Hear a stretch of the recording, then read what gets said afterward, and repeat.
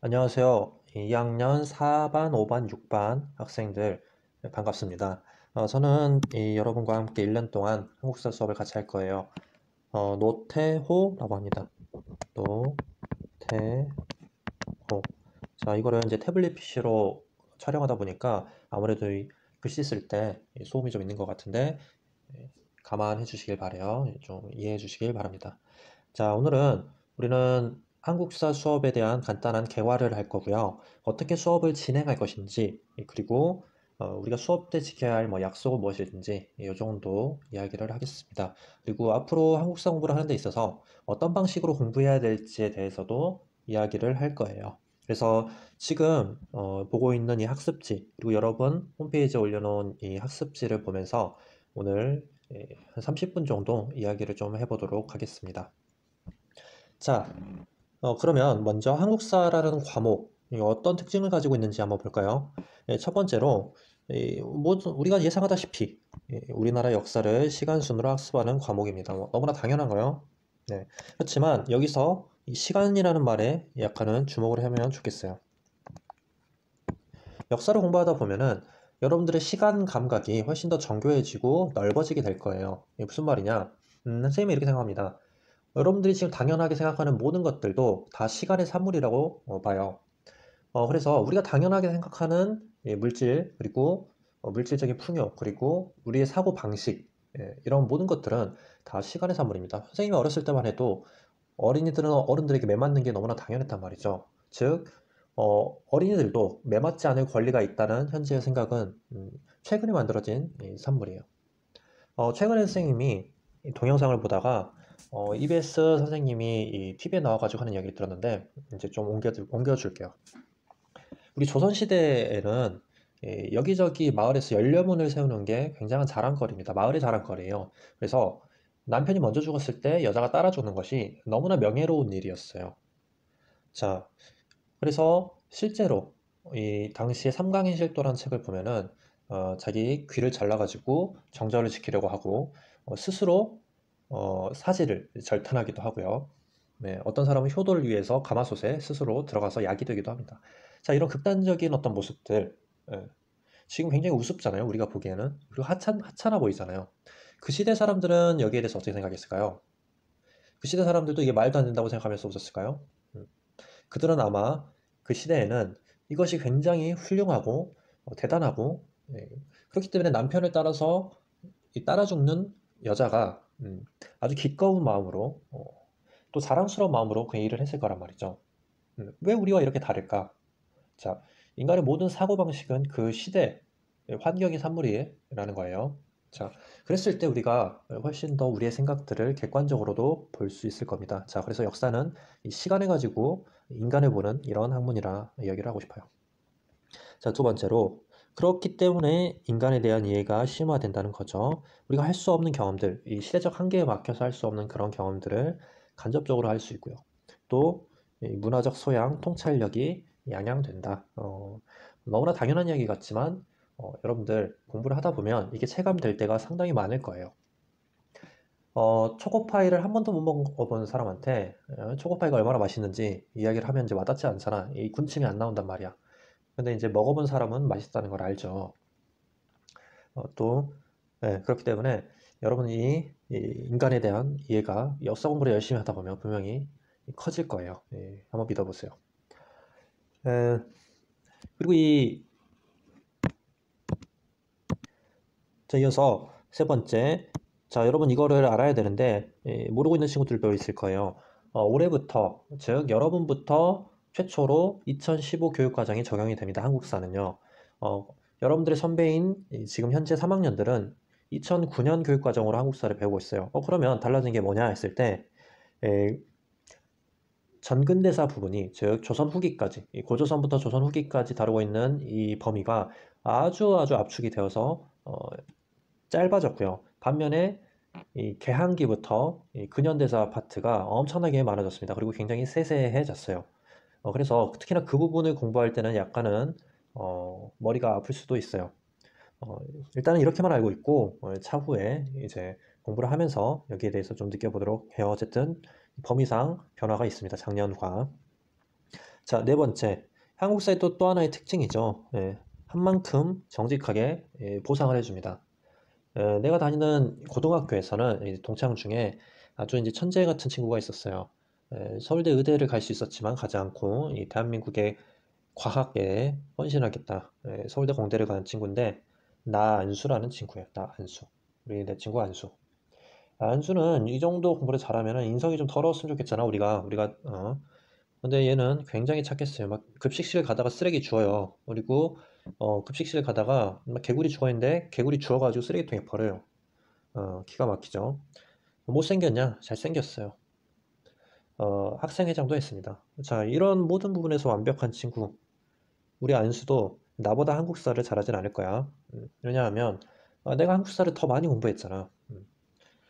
자, 무슨 말이냐 하면 한국사는 공부한 만큼 점수가 나오는 과목이기 때문에 여러분 1학년 때 성적이 어떻든 간에 공부를 안 나오면 한국사 안 나오고요. 공부를 하면 점수가 나올 거예요. 그러니까 모두에게 똑같은 출발점, 똑같은 어, 공평함이 있는 이런 과목이라고도 할 수가 있어요.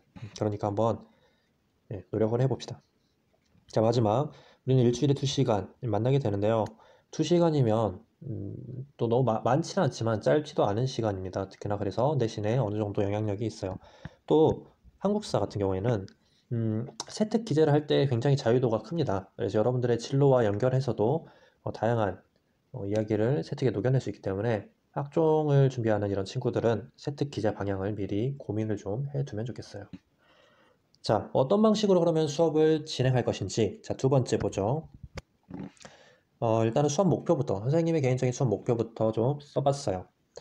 하나는 역사적 사고력. 여러분들에게 역사적 사고력을 길러주고 싶다. 또 하나는 시민으로서 현대인의 기본 상식. 자, 시민이라는 건 어떤 사회에 의사결정을 할 수 있는 사람을 시민이라고 그래요. 그러니까 주권을 가진 사람이죠.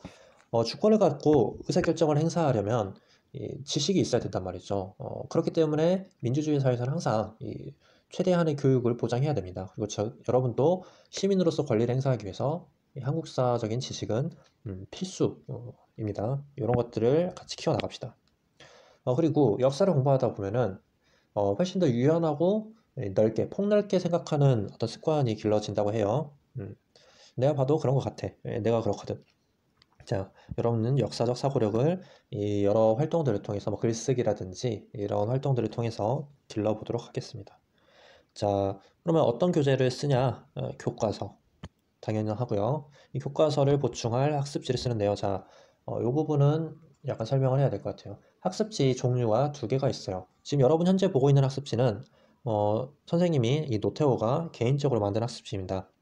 그리고 또 하나, 여러분들에게 1반부터 11반까지 공통으로 나가는 학습지가 있어요. 이 학습지는 교과서의 내용들을 정리하는 용도의 학습지예요. 반면에 지금 현재 보고 있는 내가 만든 학습지, 별도 학습지라고 되어 있죠. 이 별도 학습지는 여러분들이 한국사를 공부하면서 뭐 문제를 풀어본다든지 혹은 글쓰기를 해본다든지 이런 활동들을 할 때 쓰는 학습지입니다. 어쨌든 간에 이 두 개 다 모아가지고 추후에 평가할 겁니다. 학습지 포트폴리오 수행평가로. 한국사 교과. 자, 어떻게 구성이 되어 있는지 볼게요. 아까 전근대사가 엄청나게 축소되었다고 했는데, 이 한국사는 총 4단원으로 구성이 되어 있고요. 그 대단원 아래 뭐 5, 6개 중단원으로 구성이 되어 있습니다. 여러분, 교과서 앞페이지, 이 앞면을 펴보면 이렇게 되어 있어요. 굉장히 오래, 원숭이로부터 인간이 떨어져 나와던 요 시기부터 1860년대까지 한 단원에서 다룹니다. 굉장히 압축적이겠죠. 그리고 이 두 번째 단원, 1860년부터 1910년까지 50년의 시기를 한 단원으로 다룹니다. 이 시기는 조선 왕조가 굉장히 이제 허약해지고 동시에 일본이라든지 중국이라든지 러시아라든지 이 외부에서 계속 조선의 문호 개방을 요구하던 시기예요. 여기에 맞서서 조선이 독립국으로 살아남으려면 자, 이 근대 국민국가라고 하는데 더 이상 한 명의 왕이 지배하는 이런 국가가 아니라 법에 의해서 좀 통치가 되고 주권이 국민에게 있는 그리고 기술적으로도 상당히 효율적이고 발달되어 있는 이런 나라를 짧은 시간 안에 만들었어야 했다 이거죠. 자, 50년 동안 고군분투하면서 여러 사람들이 각자의 방식대로 노력을 합니다. 굉장히 복잡하기도 하지만 또 재밌기도 해요. 실패했을까요? 성공했을까요? 자, 결과만 놓고 보면 우리는 일제 식민지가 됐죠. 1910년에. 이 과정이 어떻게 되었는지를 보는 게 우리에게 큰 의미가 있을 거예요. 자, 이게 2단원입니다. 3단원은 일제의 식민지 하에서 일본인들의 통치 방식 그리고 국내와 해외를 막론하고 우리나라 사람들이 독립운동을 이제 했었습니다. 이런 모습들을 보면서 우리가 또 생각할 수 있는 부분들이 있을 거예요. 35년간의 시간 3단원이에요. 그리고 나서 45년에 2차 대전에서 일본이 패배하면서 우리가 자연스럽게 독립을 하였는데요. 3년 정도의 이 텀을 두고 대한민국이 건국이 되었어요. 지금 2021년이니까 한 74년 요 정도 된 나라인데요. 우리 대한민국이 대한민국의 발전 과정 그러면 4.19, 5.18, 60 그리고 경제개발계획 6.25 전쟁 이런 굵직한 사건들 아마 들어는 봤을 거예요. 좀 더 구체적으로 다루게 될 겁니다. 자, 어제 대충의 틀이 잡히죠. 이런 식으로 우리 수업을 진행할 거예요. 수업 방법, 글쓰기 많이 활용할 거고요. 강의식 활용할 겁니다. 준비물, 이 학습지를 모을 파일철, 색볼펜, 그리고 무엇보다도 중요한 거죠. 여러분, 열심히 하겠다는 그런 마음가짐을 가지고 수업에 들어와야지만 성공 취할 수 있는 게 있겠죠. 이 한국사뿐만 아니라 모든 과목에서 마찬가지일 겁니다. 자, 그러면 어떻게 한국사 수업은 평가를 할 것인지 1학기는 우리 이 지필평가만 있어요. 즉 수행평가가 없어요. 왜냐하면 코로나 때문에 그렇습니다. 여러분들에게 굉장히 잘 됐죠. 그래서 1차 50, 2차 50 대신에 2차 지필평가할 때는 서술형 문제를 40점을 포함합니다. 2학기에는 수행평가 생기죠. 지필평가 60, 수행평가 40이고 그렇기 때문에 2학기 중간 30%, 2학기 기말 30%예요. 여기서 수행평가는 두 개인데요. 역사 글쓰기, 이 주제는 이제 추후에 좀 이야기를 할 건데 저는 역사 글쓰기를 하나 할 거고요. 학습지를 이제 모아가지고 여러분들이 공부를 얼마나 꾸준히 성실하게 해왔는지를 과정을 평가하는 학습지 포트폴리오가 있습니다. 자, 마지막으로 우리가 수업 시간에 여러분들이 좀 준수해야 할 규칙을 사실은 만나서 이야기를 해야 되지만 여기서 좀 간단하게 언급을 하고 넘어가도록 할게요. 개인적으로 선생님이 핸드폰에 아주 예민해요. 수업 시간 핸드폰 만지는 걸 보면은 기분이 굉장히 상해요. 선생님도 여러분 최대한 배려할 겁니다. 그렇지만 여러분들 내 앞에서 핸드폰 수업 시간에 사용하지 않았으면 좋겠어요. 또 하나 이런 준비물들, 책, 학습지, 색볼펜 이런 것들을 준비하고 이런 준비물이 되어야지만 당연히 공부할 마음도 생기고 실제로 할 수도 있어요. 이런 모습들을, 노력들을 좀 보여줬으면 좋겠어요. 갖춰진 자세. 그리고 세 번째, 자, 중간중간에 한번 쉬는 시간을 줄 겁니다. 2, 3분씩 정리하라고. 쉬더라도, 쉴 때 편하게 쉬더라도 수업 시작하면 곧장 집중하고 수업에 마음을 쏟는 이런 게 이제 필요하겠습니다. 이런 거 좀 구별해서 수업을 1년 동안 같이 좀 즐겁게 그리고 의미 있게 해보면 좋겠어요. 자, 그래서 간단하게 이렇게 한국사 과목을 어떻게 진행할 것인지 설명을 좀 했고요. 자, 이어서 그러면 어떻게 공부하는 것이 가장 효과적인지 여러분들에게 꼭 보여주고 싶은 영상이 있어요. 되게 공부를 하는 것이 막연하고 방법이 익숙하지 않은 친구들은 굉장히 헤매게 됩니다. 공부를 어떻게 하는지 잘 모르기 때문에 여기에 대해서 좀 시사점을 주는 이 동영상을 최근에 봐서 함께 좀 보고 여러분 이 부분을 좀 작성을 해봤으면 좋겠어요. 여러분 학습지는 홈페이지에서 다운받아서 작성을 해야 됩니다. 우리를 두렵게 만드는 시험. 이 시험을 우리는 왜 봐야만 하는 걸까요? 하나의 실험을 통해 이 본질적인 물음의 답을 찾아보려고 합니다. 실험의 주제는 10명의 초등학생. 학생들에게 먼저 기름떡볶이 만드는 영상을 보여줬는데요. 내용을 놓치지 말고 집중해서 봐야 한다고 강조했습니다. 떡볶이 떡 2컵을 준비합니다. 붉은 고춧가루 1숟가락, 고운 고춧가루 반 숟가락, 설탕 1숟가락, 간장 1숟가락 반, 그리고 참기름 1숟가락. 이제 잘 버무려주세요. 불은 꼭 약한 불로. 양념이 타지 않게 볶아주세요. 내가 방금 본 동영상을 얼마나 이해했는지 여러분들 백분율 알죠? 퍼센트로 여러분들이 표시를 해줄 겁니다. 영상을 다 본 후 자신이 내용을 얼마나 이해했다고 생각하는지 백분율로 적도록 했습니다. 아이들 대부분 높은 수치를 적었는데요. 그렇다면 스스로 생각하는 만큼 실제로도 잘 이해하고 있을까요? 지율이가 기억나는 대로 이 기력떡볶이 만드는 순서 한번 선생님한테 말해주세요. 먼저 떡을 2컵 정도 넣고 그 다음에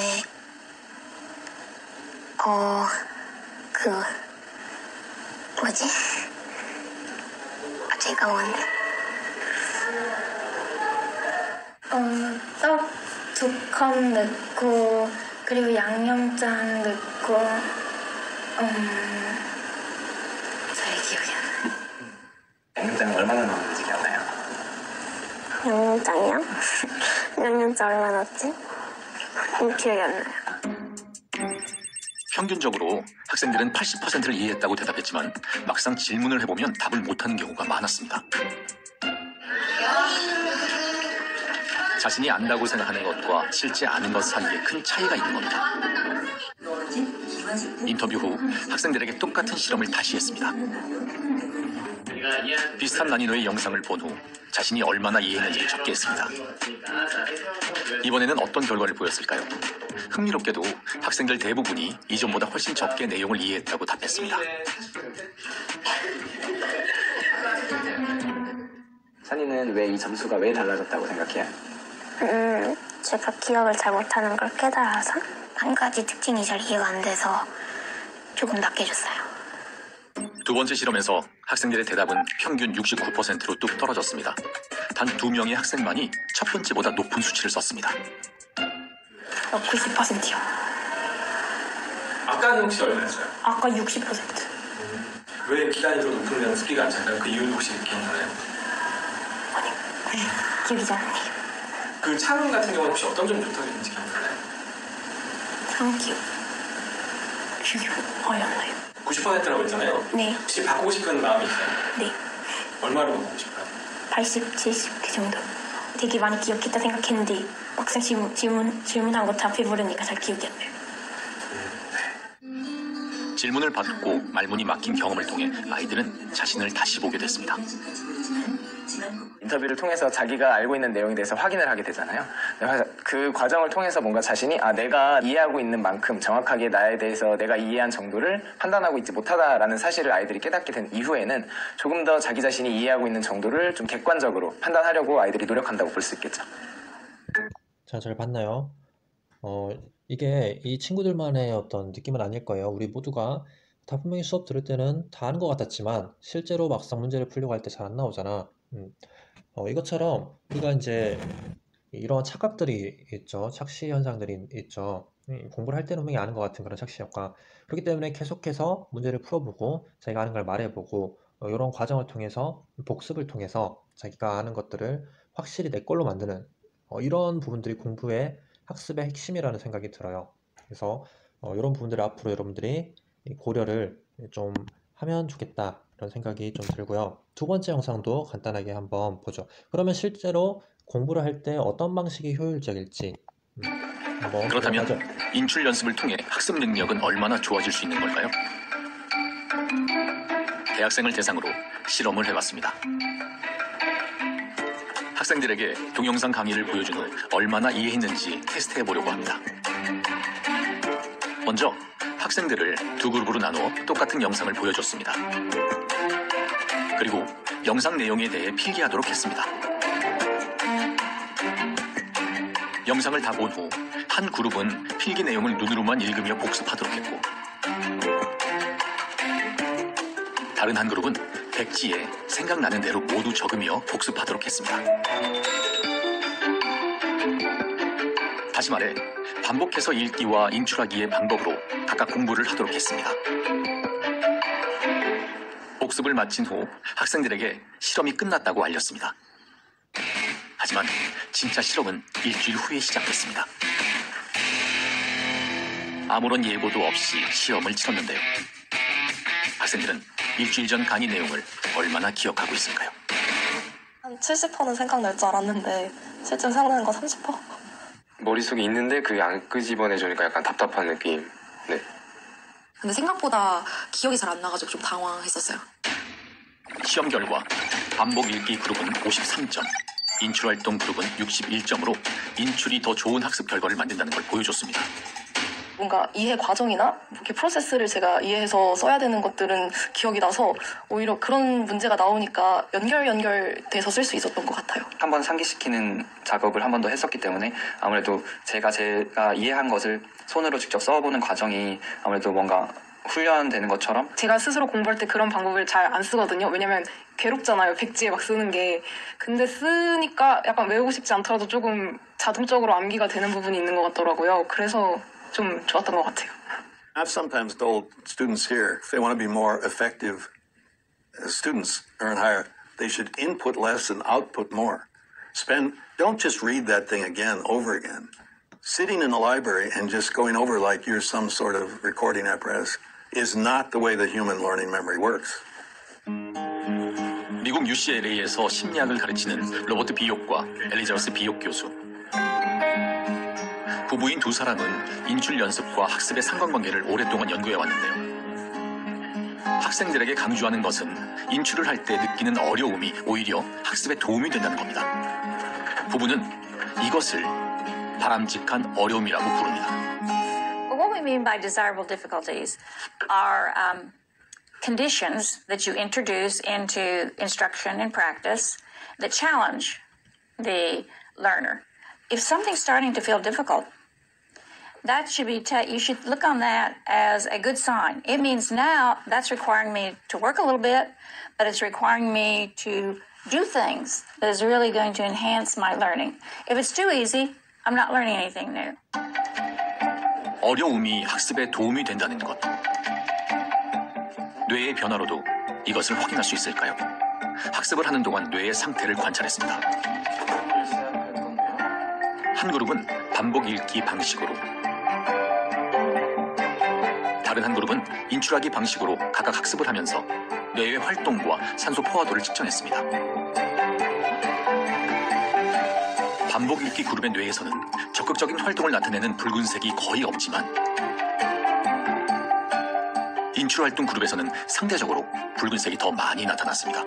이것은 뇌가 더 활성화된 상태라는 걸 의미합니다.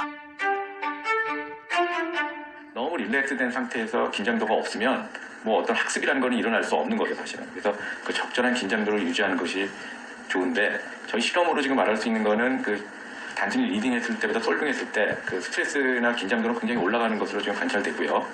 그런 것이 얼마나 적절한 수준으로 유지될 수 있느냐가 개인차와 학습과 관련된 능력에서 굉장히 중요한 요인이 될 것이라고 생각합니다.